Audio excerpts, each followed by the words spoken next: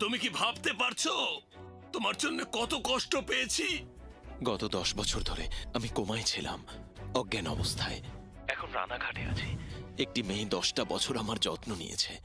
তার নাম রোহিণী। আগামীকাল তার বাবা মাকে বিয়ের প্রস্তাব দিতে যাব। এই পরিবার অনেক করেছে আমার জন্য। গত 10 বছর ধরে আমার পাশে থেকেছে। ওকে, রোহিণীকেই আমি আমার স্ত্রী করব দাদু। ওরাই হবে রানাঘাটের সবচেয়ে ধনী পরিবার। ওদেরকে আমি প্রতিষ্ঠিত করব। আমি ওদের পাশে থাকব।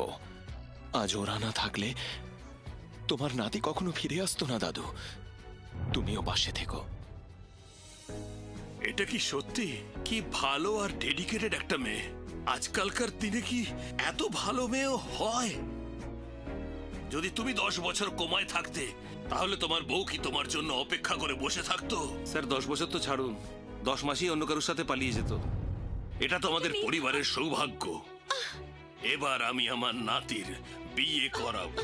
আমার বিশ্বাস পৃথিবীর সব থেকে বড় লোক মেয়েও ওর সামনে কিচ্ছু না। এখনো আমার পরিবারের কেউ না। ওকে আমি আমার পরিবারে বৌমা করে নিয়ে আসব। আমাদের পরিবারের দিল্লিতে কি বিজনেস আছে? আমাদের গ্রুপ অফ কোম্পানিজে অনেক বড় বড় কোম্পানি আছে। যেটা সব থেকে বড় কোম্পানি, তার হেড অফিস দিল্লিতেই আছে। তার চেয়ারম্যানকে ওই বরবাজির ছেলে উনিই চালান না? ওনাকে এক্ষুনি ইনফর্ম করো আর বলো ওখানে সব ব্যবস্থা করতে, যাতে কুনাল পুরো তৈরি হয়ে ওনাদের সঙ্গে দেখা করতে পারে। বুঝতে পেরেছ?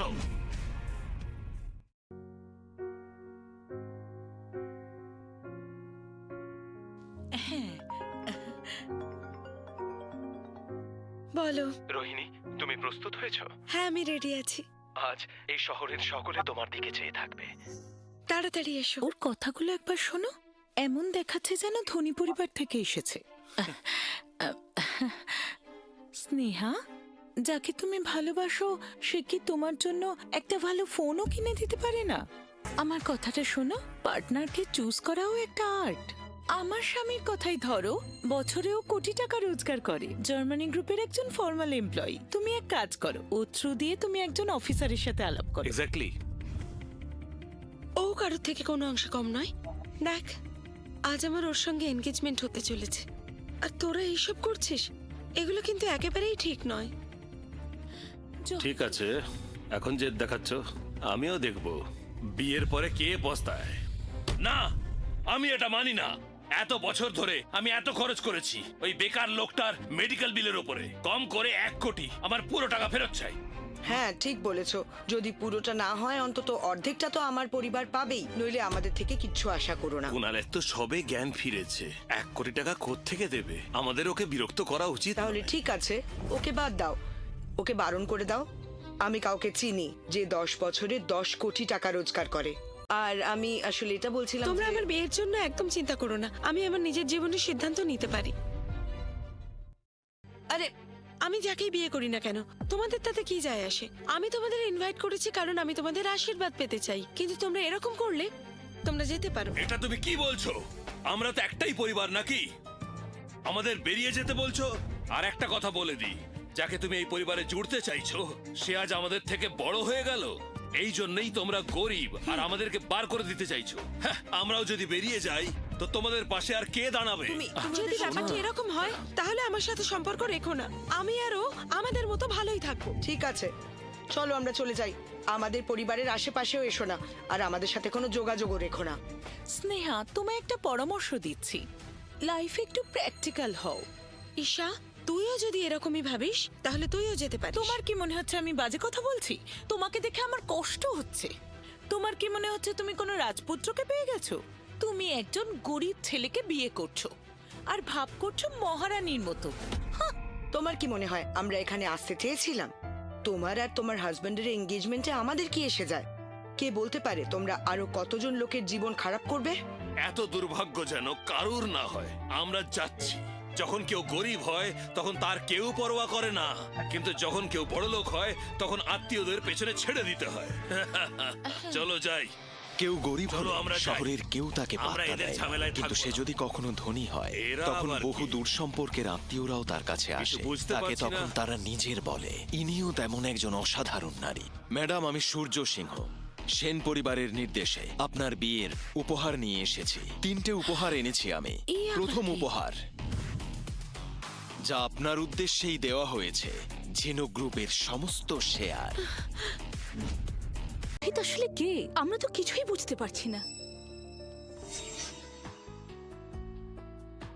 কি গো, তুমি নিজের সম্পর্কে কিছু বলো। আমি হলাম সেই ব্যক্তি যে সারা পৃথিবীকে শাসন করে। তুমি যদি গোটা দেশ চালাও, তার মানে তো তুমি খুব বড় মানুষ। তুমি যদি চাও তাহলে তুমি হতেই পারো। আমার অহংকারী মানুষ একদম পছন্দ না। আমি বুঝতে পেরেছি। তার মানে কুনাল সত্যিই বলেছিল। কোথায় আছে ও? ও কোথায়? রোহিণী, যুবরাজ একটি ব্যাংকোয়েট বুক করেছেন এবং তিনি আপনার জন্য অপেক্ষা করছেন। মিস রোহিণী, আমি ক্ষমা প্রার্থী। আপনি আমার সঙ্গে ব্যাংকোয়েটে চলুন। এখন নানান নিয়ম কানুন আমাদের পালন করতে হবে। চলুন, আসুন রোহিণী ম্যাডাম। শেরিটন হোটেল একটা 5 স্টার প্রপার্টি। কুনাল এত বড় লোক কবে থেকে হয়ে গেল? আমি তো জেমিনি গ্রুপে কাজ করি, কিন্তু এমন কোনো লোকের কথা তুমি কোনোদিন শুনিনি। চলো গিয়ে দেখি। চলো এই চলো চলো শিগগির চলো। হ্যাঁ হ্যাঁ, চলো, চলো চলো। চলো গিয়ে দেখি, চলো। খুব সুন্দর। হ্যাঁ, অসাধারণ পার্টি। কি দারুণ সাজানো। হ্যাঁ? এখানে এসে আমার কি খুব ভালো দারুণ বড় লাগছে। পার্টি তাই না? করেছে। হ্যাঁ, বাহ, খুব ভালো লাগছে। হ্যাঁ? দারুণ পার্টি। কত বড় হোটেল! বাপ রে বাপ, অভিরাজ সত্যিই খুব ধনী। ছাড়ো, আমার মনে হয় ও নিজের পরিবারের সব সঞ্চিত অর্থ লাগিয়ে দিয়েছে শুধু দেখনদারি করার জন্য। আজকালকার লোকজন এত দেখনদারিতে ব্যস্ত না। একদম ঠিক বলেছো। মিস রোহিণী, আপনার জন্য যুবরাজ 3টি উপহার প্রস্তুত করেছেন আজকে। কি বললেন? 3টে উপহার? হ্যাঁ, প্রথম উপহার হলো তার সমস্ত সম্পদ। শুধুমাত্র সম্পদের মাধ্যমে আপনার পরিবারকে একটি সাধারণ পরিবার থেকে বিত্তশালী পরিবার করে তুলবেন তিনি। আর দ্বিতীয় উপহার, খ্যাতি। শুধুমাত্র খ্যাতির মাধ্যমে আপনারা হতে পারেন এই দেশের সবচেয়ে সম্ভ্রান্ত পরিবার। এই শহরে আপনারা অভিজাত পরিবার রূপে স্বীকৃত হবেন। সমাজের সমস্ত শ্রেণী আপনাদেরকে মান্যগণ্য করবে। আর তৃতীয় উপহার, যা আপনাকে কখনোই হতাশ করবে না।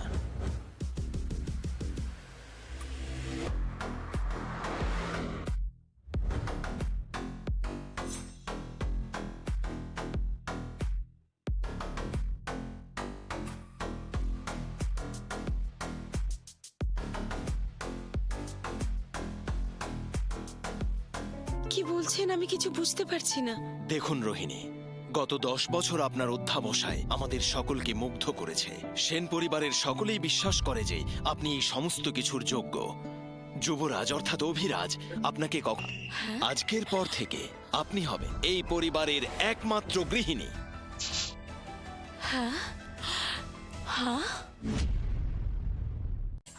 আর ওটাকে সাপোর্ট এই শহরের সব থেকে বড় পরিবার সেন পরিবার করে। ওরা এটা কিভাবে হতে দিতে পারে? আমি এখনই জেনারেল ম্যানেজারকে ফোন করে জানাচ্ছি যে কোনো সিনিয়র এক্সিকিউটিভ এর মধ্যে জড়িত আছে। হ্যাঁ, হ্যালো। রোহিণী, এখানে সই করার পর এই ঝিনুক গ্রুপ আপনার হয়ে যাবে। এবার আপনি সই করুন। দাঁড়াও। এখানে সবাই মিথ্যে নাটক করছে। এই তো অসাধারণ নাটক, খুব সুন্দর। স্নেহা, তুমি খুব ভালো একটা নাটক করলে। তবে একটা জিনিস মিস করেছো।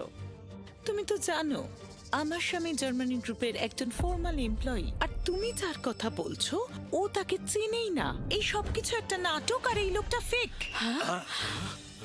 ও তো বললো সেন পরিবারের সদস্য, আর এখানে একটা খুব বড় বিয়ে হচ্ছে, সেই জন্য আমি এলাম। দেখে তো মনে হচ্ছে সব নাটক ছিল, সব গুজব ছড়ানো হয়েছিল, সবাই অ্যাক্টিং করছে। আমার সময় নষ্ট হয়ে গেল।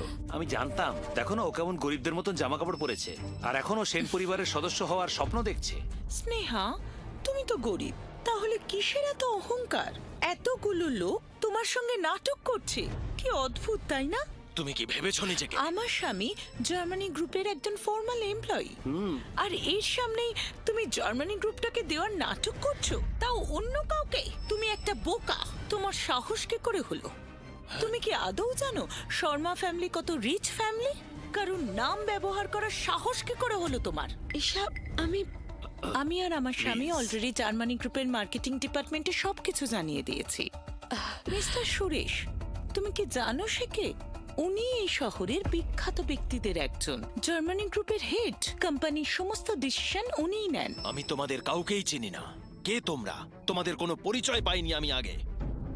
তোমার সাহস কি করে হলো এই কথা বলার? যখন মিস্টার সুরেশ এখানে আসবেন তখন দেখবো কি করে কোম্পানিটা দাও।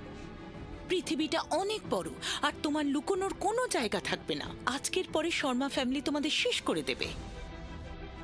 আর আমি আর আমার স্বামী, আমরা তোমাদের মৃতদেহকে পায়ে পিষে এগিয়ে যাব, বুঝলে? অভিরাজ ছেলেটা সেন পরিবারের সদস্য হওয়ার নাটক কেন করছে? এবার আমরা কি করব? এসব আমি কি শুনছি? ও তাহলে আসলে কে? রোহিণী, তিনি এই সেন পরিবারের যুবরাজ। সারা বিশ্বেই তার প্রভাব আছে। এ কথা বললে আপনি কি তা বিশ্বাস করবেন? রোহিণী দেবী, কি বলো তো, তোমার সাহস কি করে হলো জার্মানি গ্রুপের হাই র্যাঙ্কের একটা এমপ্লয়ি হওয়ার নাটক করার? তুমি তো শেষ হবেই। এবার দেখো তোমরা, তুমি আর তোমার পুরো পরিবার, তোমাদের এত সাহস, তোমরা এরকম নাটক করছো আমাদের সবার সামনে। এইসব ফালতু নাটক করার কোনো প্রয়োজন ছিল না। আমার বোনের ভাগ্য খুবই খারাপ যে তোমার মতো একজনকে বিয়ে করেছে, আর এমন একটা মেয়েকে জন্ম দিয়েছে যে এমন একটা জামাই বেঁচেছে যে কোনো কাজেরই নয়। পকেটে টাকা পয়সা তো কিচ্ছু নেই, শুধু সেন পরিবারের সদস্য সাজার ভান করে আছে। আমি তো কিছু বলছি না। সেন পরিবারের উত্তরাধিকারী কুনাল সেন, আমাদের ছোট মালিক, আপনাকে স্বাগত জানাই। সবকিছু প্রস্তুত আছে তো? আপনি যেমন বলেছিলেন মালিক, সব উপহার দিয়ে দিয়েছি। আর এখন আপনি ওনার পরিবারের সঙ্গে দেখা করতে পারেন। ওনারা ব্যাংকোয়েট হলে আপনার জন্য অপেক্ষা করছেন। আরে দেখো ভাই, আমি বলে দিচ্ছি, আমরা এদের আত্মীয় নই। আমাদের এদের সঙ্গে কোনো সম্পর্ক নেই। আমরা তো এদের শত্রু, শত্রুর থেকেও বেশি কিছু। আমরা এদের সঙ্গে কখনোই থাকতে পারি না। হ্যাঁ হ্যাঁ, একদম ঠিক কথা। আমরা এদেরকে চিনিই না। আর সেন পরিবারের কোনো ব্যাপারে জবাবদিহি করতে দয়া করে আমাদের ডাকবেন না। আমরা এইসব ঝামেলায় থাকতে চাই না। আপনাদের মতো মানুষকে আমার আত্মীয় বলে ভাবতে লজ্জা করছে। আপনারা প্রত্যেকে এক একটা ভণ্ড আর প্রতারক। এই যে তোমরা সকলে দয়া করে এবার সারার সাহস কি করে পান? আপনাদেরকে কি করতে পারি আপনারা জানেন? সিকিউরিটি ধরো ওদের। এই, কি এক্ষুনি করছো? দেখছি। ছাড়ো আমায়। এত সাহস, আমাকে বাইরে বের করবে? কি করছোটা কি? ছাড়ো। ব্যাস, অনেক হয়ে গেছে। এরা প্রচন্ড বাড়াবাড়ি করছে। হ্যাঁ, যখন লোকজন এই বিষয়ে জানতে পারবে, দেখে নিও, এরা কাউকে মুখ দেখাতে পারবে না। যাই হয়ে যাক, এদের সঙ্গে কোনো সম্পর্ক রাখা যাবে না। আমাদের সব সম্পর্ক ভেঙে দেওয়া উচিত। এখন তো সব দেখতেই পাচ্ছি আর বুঝতেও পারছি। বুঝে গেছি তুমিই ঠিক ছিলে। হ্যাঁ হ্যাঁ হ্যাঁ, আমাদের সম্পর্ক ছিন্ন করার বিষয়টা আরো স্পষ্ট হ্যাঁ, করতে হবে। একেবারেই। শুনুন সবাই, আজ আমি সবার সামনে একটা কথা স্পষ্ট করে বলে দিতে চাই। এই পরিবারের সঙ্গে আজ থেকে আমরা সমস্ত রকম সম্পর্ক ছিন্ন করছি।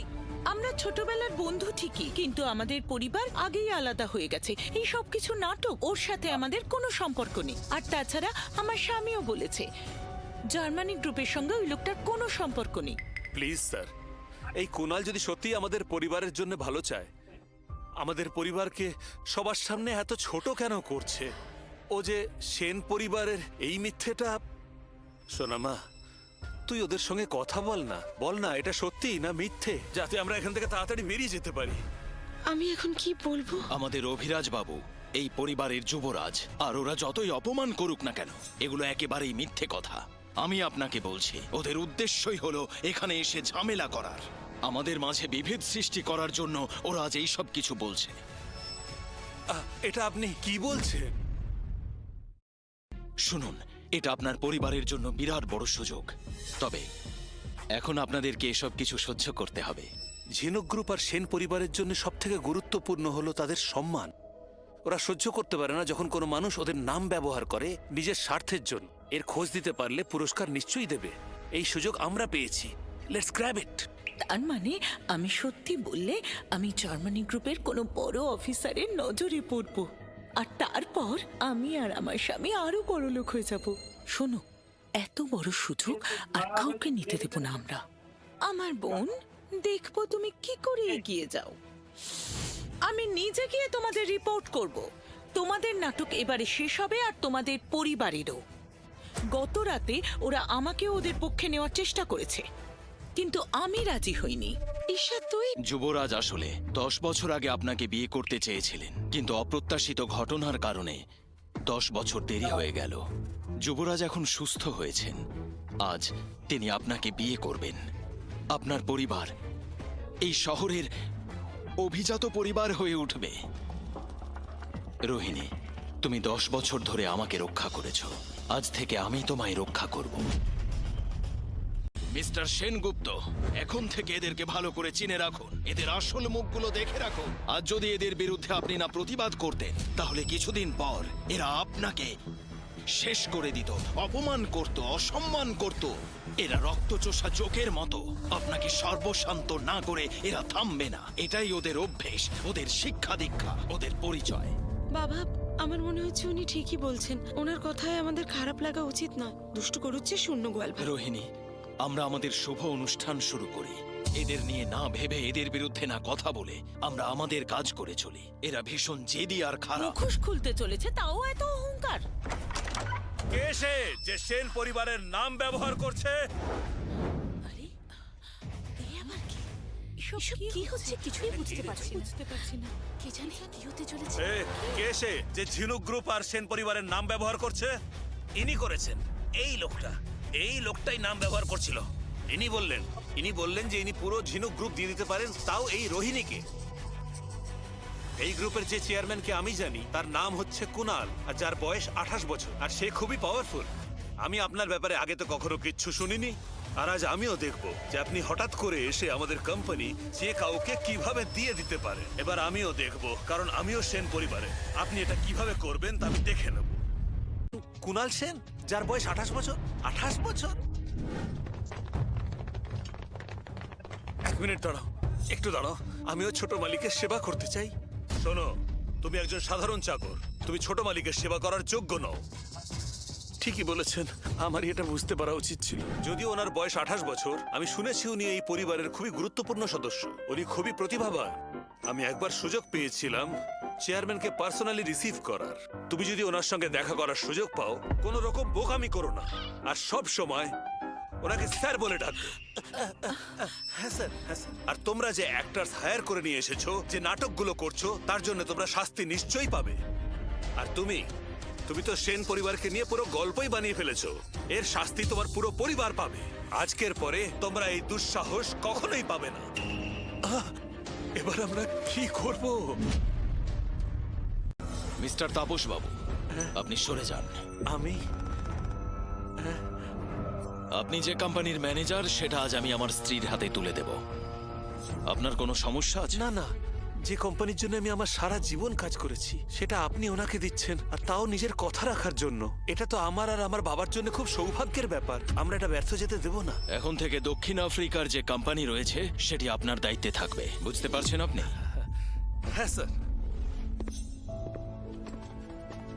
শেষ পর্যন্ত আমিও একটা ভালো জায়গায় চলে এলাম। আমি আরো বড় হতে পারি। চেয়ারম্যান, আমি দুঃখিত, আমাদের কোম্পানির মার্কেটিং হেড আর মিস রোহিণীর পরিবারের মধ্যে কথা কাটাকাটি হয়ে গেছে। কি বিষয়টা এই যে ওনারা সন্দেহ করছেন এইসব নাটক, আর ওনারা আপনার উপরেও সন্দেহ করছেন ছোট মালিক। শান্ত হয়ে যান প্লিজ। আপনি একটু শান্ত হন, আমি ব্যাপারটা দেখে নিচ্ছি।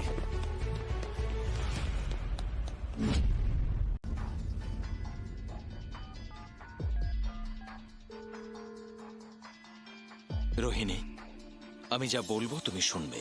হ্যাঁ, আমি বুঝেছি।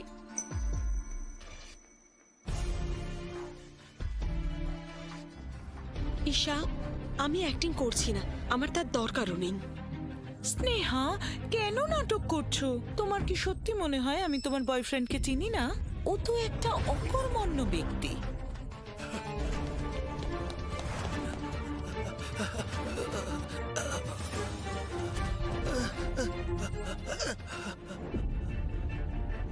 কাকিমা, তুমিও কি তাই ভাবছো? এই চুপ করো তো। তোমাদের মতো গরিব আত্মীয়দের সঙ্গে আমাদের কোনো সম্পর্ক নেই। বোন, আমরা সবাই তো একটাই পরিবার। এমন করে কথা বলতে আছে কি? এই যাও যাও, তুমি আর পরিবার নিয়ে কথা বলতে এসো না। পরিবার মানে একে অপরকে সাহায্য করা, আত্মীয়তা বলতে এটাই বোঝায়। আর তোমরা এতটাই গরিব, আমাদের আর কি সাহায্য তুমি কি করবে? বুঝতে পারছো না? আমার আর আমার স্বামীর তোমাদের ফ্যামিলির সঙ্গে কোনো সম্পর্ক নেই। তোমরা আমাদের থেকে দূরেই থাকো। আপনি বুঝতে পারছেন তো, আমরা এদের সঙ্গে সমস্ত সম্পর্ক ছিন্ন করেছি। আমাদের মধ্যে আর কোনো আত্মীয়তা নেই। আপনি দয়া করে ব্যাপারটা বুঝুন। হ্যালো, হ্যাঁ শুনছো? মা বাবা সবকিছু দেখেছে আর শুনেওছে, সম্পর্কও ভেঙে দিয়েছে, কিন্তু ওরা এখনো নাটক করছে। বাহ, কি দারুণ অভিনয়! বাবা বাবা, তুমি তো বেশ অভিনয় করো। তুমি শাস্তি নিশ্চয়ই পাবে, আর এখন তো তোমায় কেউ বাঁচাতে পারবে না, কেউ না। সত্যিটা কখনো বদলে যায় না। তোমার অভিনয় করার কোনো প্রয়োজন নেই। এই বুড়ো, আমি তো শুধু তোমার বয়সের মান রাখছিলাম। তোমার সাহস কি করে হলো সিনিয়র এক্সিকিউটিভের অভিনয় করার? আমি এই কোম্পানিরই আমি এই কোম্পানির মার্কেটিং ম্যানেজার, আর তুমি কোম্পানির যেই হও না কেন আমি তোমাকে বরখাস্ত করলাম। আজ থেকে আমি এই কোম্পানির লোক নই, তুমি আমাকে বরখাস্ত করছো। বরখাস্ত করে দিলাম। এই যে বুড়ো কাকা, নিজের বয়সটার দিকে একবার তাকাও তো। হ্যাঁ?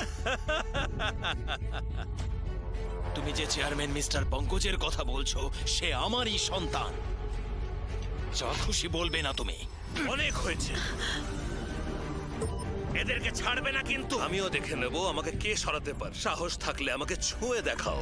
যদি আমাকে ছোঁয়ারও চেষ্টা করো, তুমি আমার গায়ে হাত দিলে এর ফল তোমাকে পেতে হবে। একটা বুড়ো যে নিজেকেও সামলাতে পারে না, সে কোম্পানির সিনিয়র এক্সিকিউটিভ হওয়ার নাটক করছে, আর এখন তো চেয়ারম্যানের বাবা হওয়ার নাটক করছে। এবার তুমি বাঁচতে পারবে না। আর তুমি এতটাও মন্দ নও। হ্যাঁ, তোমার চেহারার কথা বলছি না, তোমার অভিনয়ের কথা বলছি।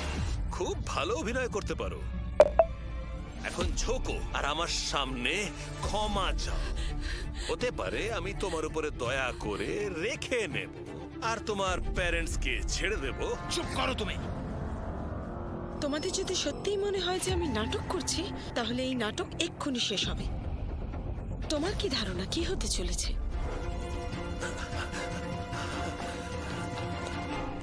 নাটক করছি, তাহলে এই নাটক এক্ষুনি শেষ হবে।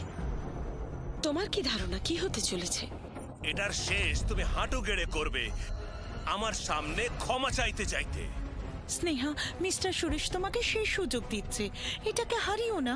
এই শহরের সব থেকে সুন্দরী মহিলারা ওনার কাছে আসতে চায়। উনি নিজে তোমায় সুযোগ দিচ্ছেন, তাই বয়ফ্রেন্ডকে ছেড়ে ওনার কাছে যাও। তোমার যখন ওর জন্য এতই চিন্তা, তাহলে তুমি যাচ্ছ না কেন ওর কাছে? আরে আর কতক্ষণ চলবে? তোমাদের মধ্যে কে কে আর কতক্ষণ নাটক করবে? সামনে এসো তোমরা সবাই, আমি দেখে নেব। আমাদের সত্যিই কোনো সম্পর্ক নেই। আমরা তো এদের চিনিও না, আমার এদের সঙ্গে কোনো কারবার নেই। আমি মিথ্যে সহ্য করতে পারি না। ভালো হবে এক্ষুনি বলে দাও। না না, বলছি তো, আমরা এখন সব সম্পর্ক ছিন্ন করেছি। আমাদের মধ্যে আর কোনো আত্মীয়তা নেই। আপনি দয়া করে ব্যাপারটা বুঝুন প্লিজ।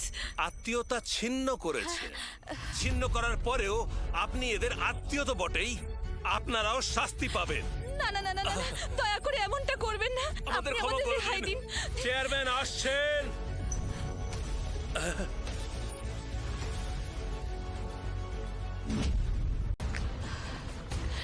এ আবার কে?